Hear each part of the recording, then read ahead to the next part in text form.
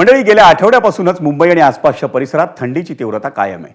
रविवारी आणि सोमवारी पहाटे मुंबईकरांना थंडीनं हुडहुडी भरली, पण त्याचवेळी हवेच्या खराब गुणवत्तेमुळे मुंबईकरांना अस्वस्थही वाटू लागलं.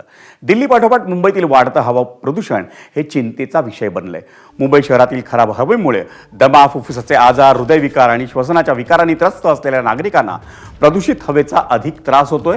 समिरातच्या आकडेवारीनुसार मुंबईचा हवा गुणवत्ता निर्देशांक हा 126 असल्याची नोंद झाली आहे. AQIची ही नोंद नागरिकांच्या आरोग्यावर परिणाम करणारी असल्याचं मत तज्ज्ञांनी व्यक्त केलंय.